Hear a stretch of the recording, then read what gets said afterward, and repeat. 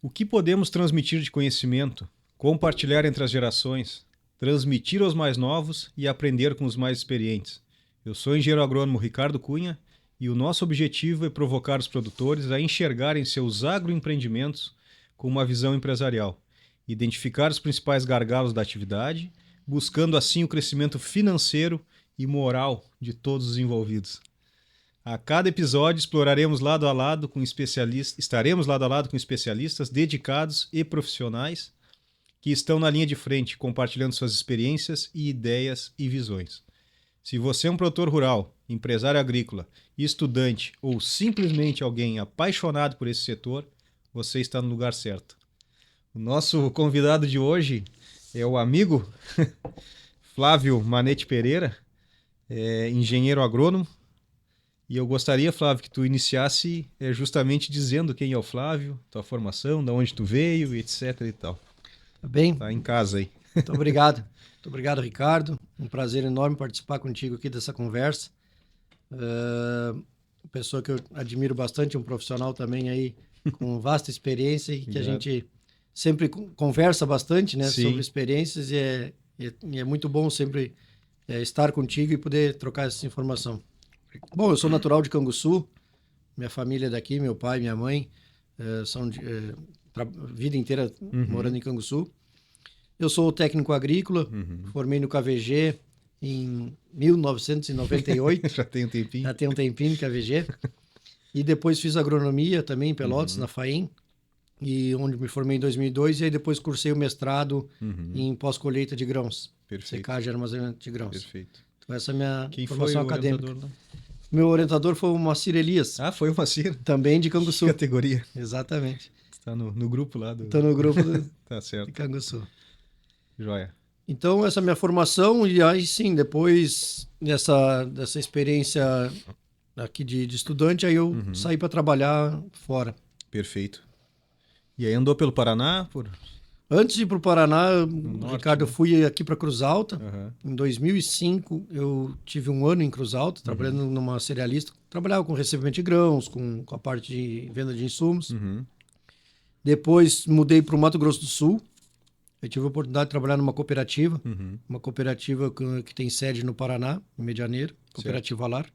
Lar. Fiquei 2 anos na cooperativa Lar e depois eu entrei na Yara Fertilizantes, por um processo de um programa de trainee. Isso já lá em 2007. Certo. Aí fiquei a temporada no Mato Grosso do Sul, em torno de mais 3 anos no Mato Grosso do Sul, e aí migrei para o Paraná. E aí fiquei no Paraná pela Yara até 2018. Certo. Onde fiz várias... Praticamente todo o estado do Paraná eu conheci, tive a oportunidade de trabalhar atendendo cooperativas, revendas da região, onde eu tive um crescimento profissional muito interessante ali, no cargo de supervisor, cheguei até gerente comercial. E depois, em 2018, surgiu a oportunidade para vir para o Rio Grande do Sul. E aí eu trabalhei em Juí. Retornar para Querência. Exatamente. Onde fiquei 2 anos em Juí, trabalhando pela Yara. Certo, ainda pela Yara. Tu retornou para Canguçu em 2020. 2020. Foi 20, né? Isso. Aí sim, já em meados de 2020, em conversa com um amigo daqui, então, que a gente já conversava, trabalhava junto, o Regis. Aí a gente acertou para mim voltar para cá e trabalhar junto aqui. Certo, perfeito. Então, desde 98, ligado a esse setor aí do agronegócio, né? Isso. Já deve ter visto alguma coisa nessas tuas andanças. Desde 95, quando comecei com o colégio agrícola, né? Imagino. Claro. E aí depois a parte profissional, então, atuando mesmo hoje no mercado desde 2005, né? Então, praticamente quase 20 anos já atuando. Perfeito. Tia, explorando até essa questão da tua vivência e dessas tuas andanças aí pelo Brasil, né? O que tu vê de perfil diferente de um produtor do Mato Grosso, do Paraná, para o nosso produtor Vamos pegar o produtor de Canguçu mesmo, assim, né? Ele é mais profissional, ele é mais ligado à questão de custos, à gestão de propriedade, à sucessão, o que O que impacta aí nessa... Eu acho que a gente percebia, Ricardo, uma diferença maior há alguns anos atrás. Hoje talvez tenha menos diferença. Por quê? Tradicionalmente, esse produtor que foi para o Paraná, para o oeste do Paraná e foi para o Mato Grosso do Sul, para o Mato Grosso, são produtores que saíram do Rio Grande do Sul, Certo. ou a família saiu do Rio Grande do Sul. Ou ele saiu com os pais e hoje é que está tocando propriedade lá, ou ele que foi. Então, esse produtor, sim, ele tem um perfil mais desbravador, um perfil mais arrojado, um perfil de olhar mais a questão de gestão mesmo, porque ele passou por uma mudança, né? O nosso produtor aqui era aquele produtor que já era daqui, Exato. que começou, que vem numa sucessão familiar. Agora eu percebo que que o Rio Grande do Sul, especialmente a nossa metade sul aqui, a fronteira e a nossa metade sul, se tornou uma fronteira agrícola, Exato. né? A gente todo mundo de olho, né? A gente viu o crescimento das lavouras na nossa região. Vamos pegar Canguçu. Quando eu saí daqui, quando eu me formei, quando tu te formaste, nós tínhamos que ir embora daqui porque não tínhamos um mercado de trabalho tão consolidado aqui para agrônomos. Exato. E hoje não, né? Hoje eu me arrisco a dizer que a gente, mais de 20, 30 agrônomos de Canguçu trabalhando em Canguçu. E muita gente voltando, né? Muita gente voltando, porque surgiu oportunidade, porque as lavouras aumentaram. Exatamente. E esse aumento de lavouras, novas lavouras, essa fronteira agrícola, aí sim, esse produtor que está entrando e está aumentando sua área, ele se profissionalizou muito, né? Claro. E aí, por isso que eu digo que eu acho que essa questão, existe ainda algumas diferenças, mas diminuiu um pouco a diferença. Sem dúvida. Tu sabe que esse movimento contrário, digamos assim, o pessoal retornando, tem o lado extremamente positivo, né, para a cultura do município, dos produtores, para o desenvolvimento desse agronegócio dentro da região, né. Eu morei até os 6 anos no Terceiro, né, lá no Santo Antônio, e quando o pai vendeu o campo, eu me lembro, quando criança eu convivia muito com aquela palavra do êxodo rural, né. O pessoal vindo para a cidade, e hoje o que a gente vê é um movimento, graças a Deus, ao contrário, né? Cara, se eu pudesse morar para fora hoje, eu moraria. Então, hoje se consegue na propriedade rural agregar valor, ter uma qualidade de vida boa, segurança, enfim, e ganhando dinheiro. Exato. O que não se conseguia um tempo atrás, né? Sim. Então, isso se deve, lógico, a essa evolução desse agronegócio como um todo, mas principalmente a uma mudança cultural, tanto dos mais velhos quanto dos mais novos, né? E isso é muito interessante. É bom a gente conviver com isso daí, né? Passar isso aí para os filhos depois, olha, aconteceu isso, aquilo, não sei o quê. E essa Fica mudança, como um exemplo, né? Essa mudança, cara, essa volta dos profissionais ou profissionais se formando e ficando aqui trabalhando, seja na própria propriedade rural ou trabalhando numa atividade, prestando serviço aqui, é muito interessante. O que eu vejo é que muitos profissionais que voltaram para Canguçu e para a região, nem saíram, voltam com experiências de fora, né? Claro. Com outra visão. Claro. Isso agrega muito. E também aqueles que estão se formando trabalhando aqui, vendo essa oportunidade, como tu disseste, de poder trabalhar na sua propriedade, na propriedade da família, isso ser viável do ponto de vista econômico, poder ter futuro ali, né? Isso é o principal, né? Onde Isso tu não ganha dinheiro, perde a graça, né? Perde a graça. E, claro, por mais que a gente goste da propriedade, goste do interior, está aqui, mas isso tem que viabilizar, isso tem que ser rentável também, Exato. Esse é o principal, né? E hoje a gente vê essa mudança na nossa região, no estado, de oportunidades. E Canguçu, especialmente, tem muita oportunidade, né? É um município muito rico do ponto de vista de diversidade de culturas, diversidade de propriedades. Então, possibilita que se faça muita coisa, né? Claro que eu acho que a gente está num processo aí de desenvolvimento.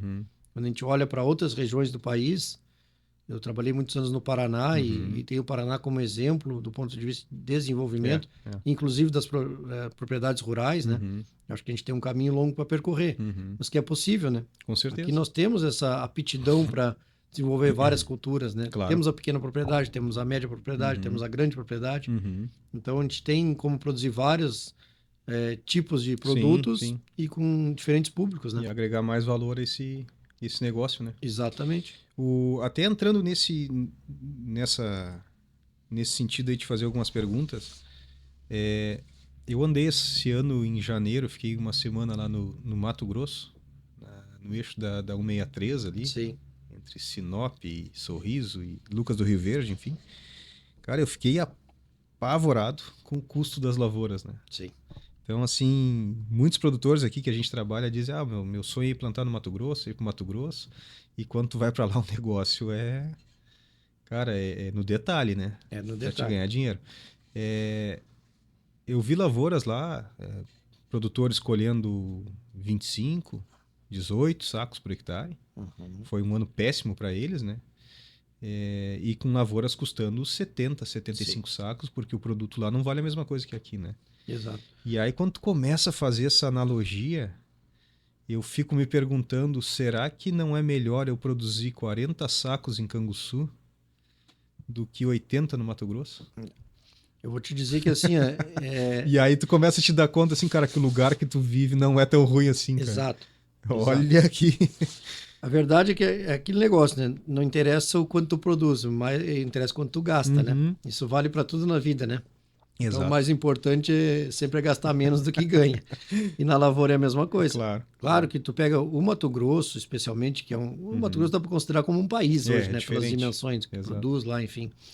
Mas quando a gente olha para o Mato Grosso, especialmente, o que a gente vê? Sim, um risco climático menor que aqui. Sem dúvida. É mais estável, embora tu possa ter visto esse ano uma safra pior lá, mas ao longo dos anos tu vai ver que tem mais estabilidade climática, então de produção.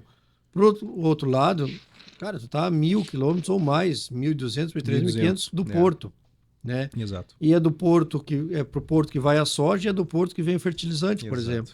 Então o custo logístico dessas regiões é muito alto. Exato. Né? Já começa por aí. Tudo é mais difícil, tudo é mais longe. Então, tem o custo logístico, tem o custo do serviço que é prestado lá. Então, tudo é o custo realmente... O insumo chega lá com um custo mais alto. Os profissionais que vão para lá realmente custam mais caro, porque tudo é mais difícil. Sim. São fronteiras ainda também em alguns lugares.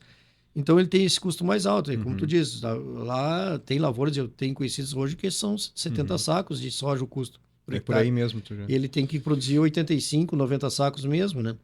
Exato. Quando a gente olha para nossa realidade, também não dá para a gente vir para cá com essa visão que tem que produzir 100 sacos aqui. Não. Aí tu tem um risco climático maior, tu tem um solo também. Como eu falei no início, a gente tem uma fronteira agrícola aqui, nós não temos os solos ainda tão preparados. Está domando ainda. Está domando ainda, né? Exato. Estamos nos adaptando com maquinário, com solos, com variedades de soja. Né? Claro. A nossa pesquisa hoje nunca foi focada para a região sul, ou para Canguçu especialmente. Sim. Então a gente precisa desenvolver muita coisa ainda aqui. Exatamente. Então o nosso custo, não adianta a gente vir para cá também achando que não, tem potencial para 100, vamos investir para 100. Tem que ter cuidado. Exato. Porque tu faz um baita investimento e aquela 2, 3 chuvas que não vem entre o Natal ali até dia 10, 15 de janeiro, tudo, né? Tirou 20, 30 sacos. Eu estava vendo uns dados agora, desculpa te interromper, com relação a clima e laninha, enfim, né? Tem uma projeção de a cada 4 anos tu ter um março, que é enchimento de grão, que não chove. Então, assim, isso aí é fato. É uma média, a cada 4 anos vai ter isso daí. Então, quando é que tu vai pegar isso? E a gente tem que trabalhar com esses dados, né? A gente hoje precisa trabalhar com dados, com informação, com planejamento. E talvez o insumo que mais vale hoje em dia, né? Essa informação. Essa informação. Então, o produtor tem que estar preparado para isso e buscar informação e tentar usar ela da melhor maneira dentro do seu planejamento. Não é tão simples, né? Mas a gente tem que ter um norte nesse sentido. Perfeito. Então, a nossa região ela tem um potencial, ela tem características dela, mas a gente tem que estar adequado a essa questão do custo. Tem que ter muito cuidado com esse investimento, né? E aí não é dizer que não vai investir, não vai fazer uma lavoura. Tu não pode deixar faltar aquilo que precisa, mas tentar dentro da medida que você fazer com o custo mais baixo possível. Perfeito. Quando tu retornou para Canguçu, tu veio para assumir a Baixada do Rodeio, já era Agronova? Agronova, né? Agronova. Dentro do negócio Agronova, obviamente vocês têm um estudo de custos, de rentabilidade. O que se objetivava? Era aplicar dinheiro. Ontem, só para te entender assim, ontem a gente comentava lá nessa reunião da Emater que teve ali no Nerval, justamente isso. O produtor ele tem que enxergar a lavoura como se fosse um investimento bancário. Sem dúvida. Então ele está pegando o dinheiro do banco, se alavancando com aquele dinheiro do banco, ele vai investir na terra e ele precisa ter rentabilidade em cima desse dinheiro. Dentro desse empreendimento Agronova, vocês vislumbravam uma rentabilidade X? Olha, eu quero aplicar dinheiro a 2% ao mês, a 20%, a 30% ao ano. Tinha algum estudo? Tem algum estudo? Não tem? Como é que... Obviamente todo mundo quer... Claro que sempre tem, né, Ricardo? A questão financeira ela é o que proporciona tu seguir na atividade, né? A rentabilidade tu precisa ter. Claro, a gente dentro do grupo hoje, a gente tem uma filosofia de trabalho, uma visão e um propósito de ter os negócios rentáveis, mas pensando sempre em desenvolvimento do município, desenvolvimento da região e desenvolvimento das pessoas que estão envolvidas. Talvez esse é o nosso carro-chefe, esse é o nosso norte, né? O desenvolvimento, trazer investimento para cá, para poder desenvolver de fato o município. A gente, eu saí daqui, tive a oportunidade de voltar. O Timóteo, que não está aqui hoje, mas ele está muito presente nesse sentido. A gente tem esse norte de investir aqui para desenvolver o município e a região, né? Quando tu fala em rentabilidade, claro, o que proporciona tu investir e continuar a atividade é a rentabilidade. Exato. E o agronegócio, vamos dizer, por ser um alto risco, é uma indústria a céu aberto, tu precisa trabalhar com uma rentabilidade, bom, vamos falar 25%, 30% de rentabilidade. É isso que se busca, né? Dentro do negócio, o que não é tão simples, desses altos e baixos, do preço das commodities, altos e baixos de clima. Esses últimos anos, é o que a gente comentava, não tem...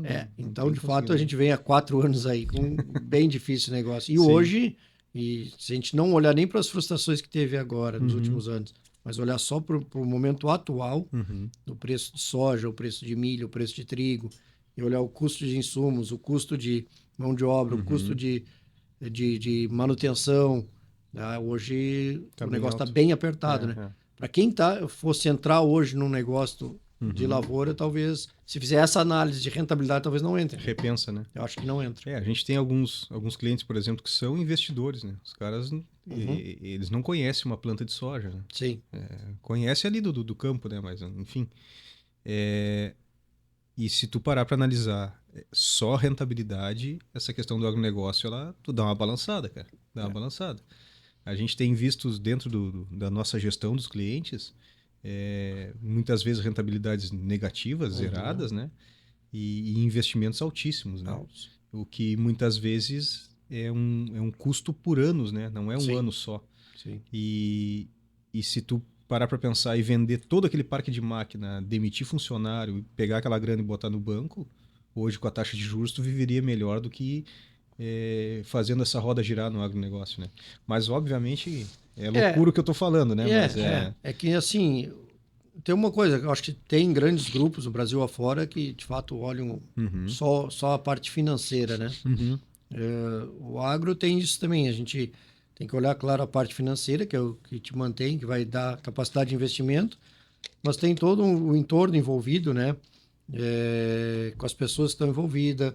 Tem a questão que muitos fazem daquilo, de fato, a sua vida, a sua profissão, né? Então, tem produtor, como é que ele vai parar com aquela atividade? Ele vai fazer o quê, né? Então, mas ela, sim, ela é uma atividade que ela te dá, em alguns anos, uma remuneração alta, do ponto de vista de rentabilidade mesmo, e anos muito difíceis, né? Exato. Tem que estar preparado para... É um investimento de longo prazo, né?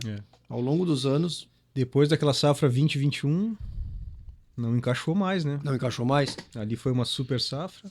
Ali nós tivemos 2 fatores, né? Uma super safra. Aqui em Canguçu, talvez a média do município venha acima de 50 sacos, perto de 60 sacos de produtividade.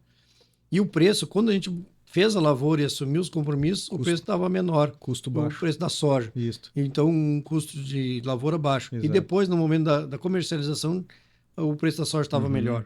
Então, foi 2 fatores, produtividade e preço. Aí... Foi muito bom. Talvez... Ao longo dos últimos 3 anos, foi justamente o contrário, né? Exato. Baixa produtividade, já se fazendo uma lavoura cara e na hora de vender a soja um preço menor. Exatamente. Então... Ontem a gente discutia... Tem 3 fatores aí primordiais que eu acho que pesam muito nesse não planejamento da lavoura, né? Um é tu ter uma alavancagem muito alta do banco, porque tu tá pagando um juros muito caro, e os juros... Ele é caro, não é porque o banco quer, é porque o dinheiro que ele toma do governo é caro. Sim. Então, o juros já está caro já desde o início, digamos assim. E aquilo vai gerando uma bola de neve até chegar no produtor lá, que vai pagar juros, seguro, etc. E tudo mais. Então, tu tem uma alavancagem muito alta. Muitas vezes tu pegar aquele dinheiro do banco que tu já está pagando juros e não comprar à vista na revenda. Comprar para safra, digamos. Então, tu está pagando juros para o banco e juros para revenda. E um terceiro fator é justamente não travar esse custo de produção. É uma coisa que a gente bate muito. O produtor ainda fala na soja aos R$200, né, cara? E eu digo, cara, isso aí acho que só na próxima pandemia, né? Para voltar. Tomara que não tenha outra. Mas dificilmente a gente vai ter ou uma quebra excepcional, enorme nos Estados Unidos para fazer o preço subir aqui, enfim, nos outros estados também. Mas é difícil da gente mensurar ou tentar imaginar os próximos anos, como é que vai ser, né? Se tu não te agarrar no custo, meu amigo, não Eu acho que tem assim, ó, tu jeito tem que trabalhar com de o fazer esse negócio histórico, dar né? certo, cara. Tem Olha. que trabalhar com o histórico. E assim, tu olha a soja de R$ 200 foi uma vez, né? Hum, Então isso não é um ponto fora da curva, exato. né? Nesses últimos 5 anos, esse é um ponto fora da curva. Uhum, Assim como foi o adubo a 6 mil, 7 mil reais, né? Que teve na pandemia. Então, uhum, acho que também foi um ponto fora da curva. Os insumos compravam um WG, é. glifosato aí, que é um produto 20, Uhum. R$ 25, chegou a se pagar R$ 100. É uma coisa Um absurda absurdo, também, né? né? Então, tira esses pontos fora da curva e Uhum, trabalha com o histórico, né? uhum, Mas, de fato, tem que estar preparado, acho que nos próximos anos, de ser um negócio de... Vai continuar com risco, uhum, claro, mas com margens mais apertadas. uhum, Tem que olhar bastante para custo e tentar fazer, assim, algo bem feito, mas uhum. sem extravagância, né? Pois é. Esse é o desafio para os próximos anos, né? É. E vai ter que se criar uma linha aí de raciocínio e seguir a risca aquilo ali, né? Porque A não dá, não, disciplina, né? não tem A margem para disciplina erro, não cara. tem, não Não tem tem margem. margem para erro. E eu acho que assim, realmente rever alguns conceitos, né? Daqui a pouco a gente vem mudando algumas coisas no dia a dia, mas rever Uhum. algumas coisas e algumas estratégias, né? Tem que Exato, rever. exato. Dentro dessa questão social que tu falou da empresa, a importância digamos, da Agronova dentro do setor do agronegócio dentro de Canguçu, com vários funcionários, mobilizando várias famílias, enfim, deu frutos e surgiram outras empresas, né? Eu gostaria que tu falasse também dessas outras empresas e cada setor que elas estão inseridas e Certo. para que a gente pudesse entender direitinho como é que está funcionando Hoje hoje. a Fazenda Agronova, então, ela está Uhum, dentro de um grupo uhum, de negócios, né? Que a gente tem trabalhado. E um dos braços hoje é a Nova Mix, uhum, né? Dentro do grupo, nós temos o grupo Nova House. Então, a Nova Mix e a Fazenda Agronova fazem parte desse grupo. uhum, E a Nova Mix, ela é um investimento também que começou a operar em novembro do ano passado. E a gente trabalha com mineração uhum. e concreto, Que é algo né? novo para Canguçu. Algo novo Não também. tinha nenhuma empresa aqui, né? Não, é novo em Canguçu. Então, a gente começou É. a exploração, a mineração, tem toda a parte de extração Uhum, da rocha, você faz a mineração, produção de brita, pó de uhum, brita, rachão, enfim, materiais que vão para a construção civil uhum, e que são a base também para o próprio concreto. Então, hoje a gente tem capacidade de fazer o concreto usinado e fornecer uhum, em Canguçu e na região. Concreto com aqueles caminhões betoneira e tal, uhum. caminhão lance, que serve lá para fazer laje, fundação, piso de concreto, enfim. A gente está fazendo com a fábrica também de artefatos, então faz os blocos de pavimentação, Ah, é? faz Ali também? ali também. Viu Então só? a gente tem a indústria de artefatos, faz o bloquinho de pavimentação, Uhum. bloquinho para calçada, meio fio, tubos de Tchê, concreto. como é que o agrônomo se vira nessa. Cara, aí é aquela coisa de Tem que fato da gente estudar, né? estudar, se reinventar, Claro. de ir atrás, de não ter medo do desafio, né? Sim, Acho que a sim. gente foi moldado ao longo desses anos de profissionais de sempre assumir desafios Uhum, e se reinventar, né? E aí a gente tem conversado nos últimos anos, surgiu essa oportunidade de investimento aqui, uhum. e hoje eu tenho tratado bastante de pedra, de mineração, de concreto, Só moía a pedra para fazer calcário, fazer né? E agora não. uma possibilidade, quem sabe, no futuro aí é o remineralizador, que está tão... Pois é, Só pó de é um rocha. estudo que a gente pode estar começando a falar ali do pó de rocha, É, né? é. Foi bastante. Então, a Nova Mix é uma empresa hoje de Canguçu, né, Uhum, focada nesse mercado da região, uhum, um mercado novo para Canguçu, assim, de empresa nova aqui, né, uhum, que hoje precisava sempre de Pelotas, uhum. especialmente hoje tem aqui acesso aqui, né? Que legal, cara. É uma coisa bem Que legal. interessante. E o. Bom, a Nova Mix está em plena expansão Uhum. e a Agronova esse ano reduz a área, expande a área. O que que vocês têm Tem uma projetado assim? adequação, vai reduzir algumas áreas, poucas áreas assim que já estavam no desenho Uhum, de reduzir, uhum, mas a gente está olhando bem cuidado mesmo assim para tentar fazer uma uhum. lavoura bem Enxuta. bem enxuta. Uhum, questão logística aqui é bem complicada, né, Ricardo? Exato, Tu conhece exato. bastante. Muito picadas as lavouras. Muito picadas as lavouras, então movimentação de máquinas, isso tudo gera custo, Com certeza. então a gente tem que estar atento a isso, né? Tempo, né? Tu não consegue aproveitar as janelas no Então momento a gente ideal. deve reduzir sim um pouco de área para poder fazer melhor, Concentra mais. concentra mais. Exato. Tem que fazer bem feito, né? Esse é o primordial, né? Digamos assim. Mas a questão de custo é fundamental. Acho que vocês estão 100% certos. Né? Tem que estar focado nisso daí, cara. Sim. Se tu não mexer em custo na lavoura, não tem como. Tia, dada essa situação que a gente estava conversando de 3 anos ruins, esse endividamento dos produtores, enfim, toda essa situação que vem se gerando, vocês puxaram à frente do movimento SOS Agro, né? Eu gostaria que tu externasse assim o que é o movimento, por que vocês se envolveram, que eu acho que está também 100% correto, né? A gente precisa ter essas lideranças que façam à frente, né? E nada melhor do que agricultores, né? Isso. Então, eu gostaria que tu explicasse, para quem não sabe ainda, o que é esse movimento, o que ele visa e se já alcançou os objetivos. Eu sei que não foram todos, mas alguma coisa já se alcançou. Enfim, que falasse um pouquinho do... Esse movimento, Ricardo, depois das enchentes, então, dessa tragédia, porque o que aconteceu? Boa parte do estado, assim como Canguçu, não teve problema de inundação, né? Mas as chuvaradas, o excesso de chuva na colheita, ficou muita lavoura sem colher, de fato, né? Nós perdemos muito a soja na lavoura, seja pela qualidade, aquilo que se colheu não estava tão bom, Sim. e seja porque não colheu mesmo, né? Então, o problema foi muito grave no Rio Grande do Sul como um todo. Algumas regiões perderam tudo, de fato, né? E após esses problemas, então, começou um movimento de agricultores, né? Um movimento de agricultores onde começaram a trabalhar essa questão de como é que nós vamos nos organizar e reivindicar para que a gente consiga enfim, resolver os problemas, né? Especialmente de endividamento, né?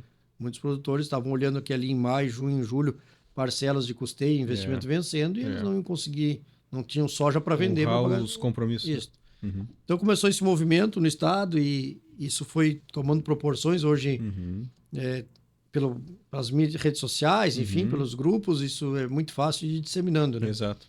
A gente acabou entrando num grupo central aí do estado e depois participamos de um movimento que teve em Cachoeira. Foi a primeira manifestação que teve organizada, assim, de produtores. Foi um ônibus aqui de Canguçu, em torno de 28 pessoas que nós fomos. Certo.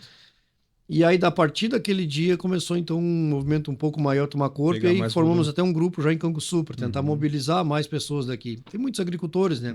E aí, quando tu pergunta o porquê, bom, a gente se preocupa com a nossa situação, se preocupa com a situação dos demais, né? Sim. E então, como todo mundo está no mesmo barco... No mesmo barco, a gente... um apoiando o outro, Um apoiando o outro, e a gente viu essa necessidade, inclusive, de puxar à frente, tentar ajudar mais gente também e mobilizar mais gente, porque também vimos que sozinhos não íamos conseguir muita coisa. Claro. Então esse movimento foi crescendo, foi fazendo algumas reivindicações, aí as federações, né, Farsul, FETAG... Alguns deputados também compraram a briga. Compraram a briga, então essas federações puxaram à frente no sentido de quais seriam as reivindicações. Perfeito. O movimento validou as reivindicações e aí começou esse trabalho então de divulgação e de pressão, enfim, para conseguir essa ajuda, né?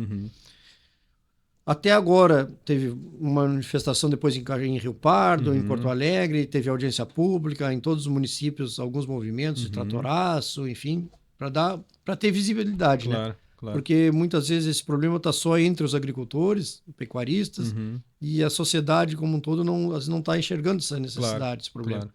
Então isso veio para dar visibilidade. Teve alguns avanços, de fato. O governo fez uma medida provisória e uns decretos validando a medida, já ajustando algumas renegociações. Certo. A medida ela não atende 100%, muito agricultor ainda fica de fora. Ontem ainda teve mais alguns avanços. Pois é, ontem à tarde saiu. É isso. Então, um exemplo, o produtor que tinha o Proagro, tinha o seguro, não se encaixava na medida provisória. Agora ele já se encaixa. Tá, desculpa te interromper, como é que ficou aquela situação? Ali dizia, o produtor que não tem Proagro. que é não ter? Não acionou? Não, que ele contratou um custeio sem Proagro. Proagro. Esse seria... Porque nem os bancos mesmo sabiam interpretar o que o governo publicou, né? Porque o não ter era subjetivo. Não ter porque ele não acionou e não foi atendido, ou não tem porque ele não contratou. Então, nesse caso, ele não tinha contratado o seguro Proagro. Tá. Que é o quê? 1%? Meio por cento? Porque praticamente todo custeio que sai do banco... O banco não vai te emprestar dinheiro sem um seguro, né? Então, tinha essa dificuldade. Aí tem uma dificuldade de interpretação, né? Porque tem o Proagro, mas ou um seguro particular que ele estava focado em quantidade, não em qualidade de grão. Tá. E aí, tu não teve... Que nós não tínhamos ano passado nenhum seguro em qualidade, né? Claro. Não tinha essa opção. Não tinha essa opção. E aí muitos escolheram, aí o seguro vai lá avaliar, mas tu escolheu 20, sim, mas na hora de entregar não sobrou nada, porque foi descontado tudo, né? Cara, eu sofri vistoria de seguro, de dizer assim, aonde na cerealista deu 16 sacos e o seguro, como não considera grãos avariados, me deu uma média de 36 sacos. Imagina. Ou seja, me tirou fora do seguro. Então, 20 sacos de diferença de grãos avariados. Cara. Exato. Que não é do produtor, né? Que não ficou para ele. Não. Mas é um critério que tu não tem como intervir, né? Dentro da seguradora. Então, essa discussão ela está evoluindo. Então, ontem saiu mais uma medida, editaram a medida, né? Questão de colocar. Então, a parte que tu foi beneficiado com o seguro, tu não tem possibilidade de desconto nem renegociação, mas aquilo que tu não foi atendido, tu vai conseguir colocar dentro dessas renegociações. Certo. Então, está evoluindo, Ricardo, assim, a passos lentos. Está evoluindo, claro que eu acho que tem uma briga...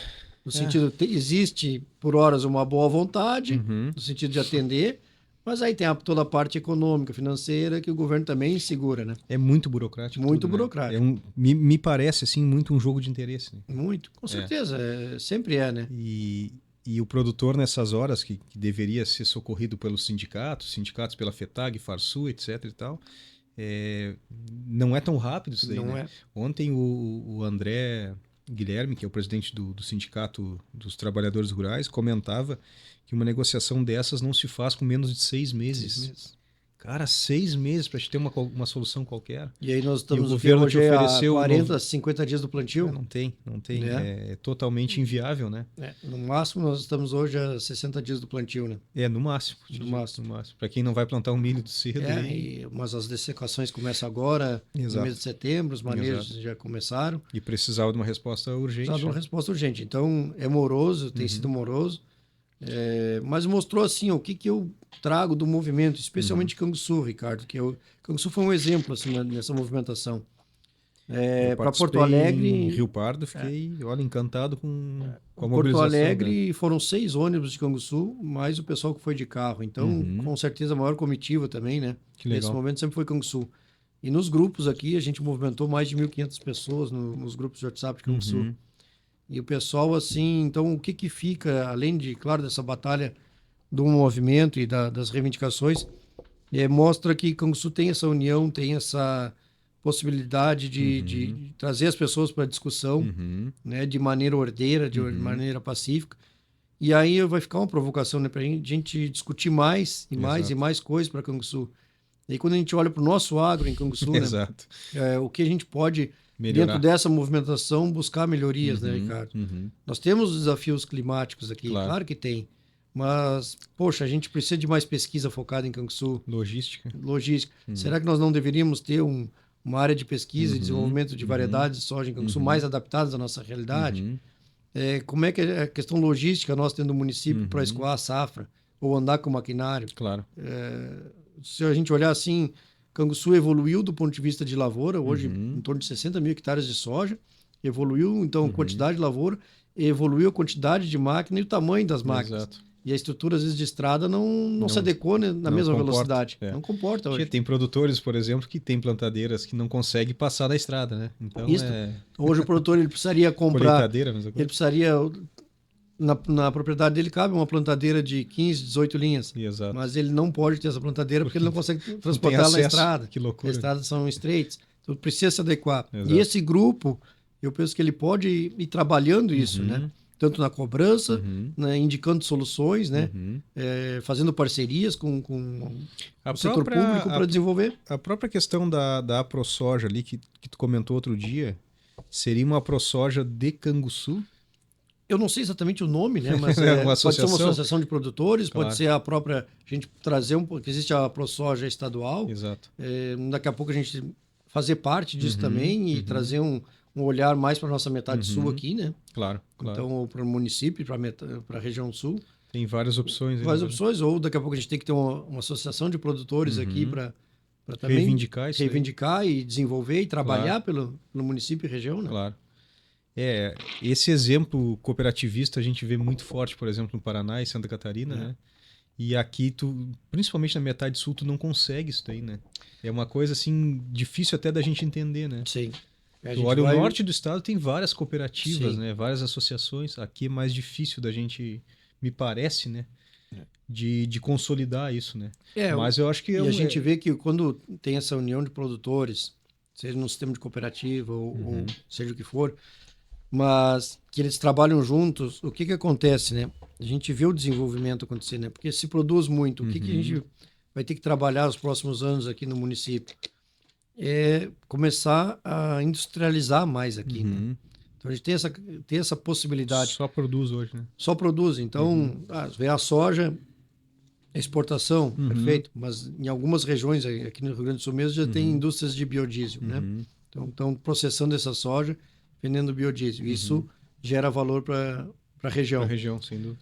Mas vamos falar de outras culturas, né? Aqui tem frutas, tem hortaliças, tem a pecuária. Exato. Quanta coisa se produz aqui, especialmente no município de Canguçu, que daqui a pouco a gente tendo indústria, transformando isso, agrega valor, Claro, né? claro. A gente sabe que tudo que tem transformação agrega valor.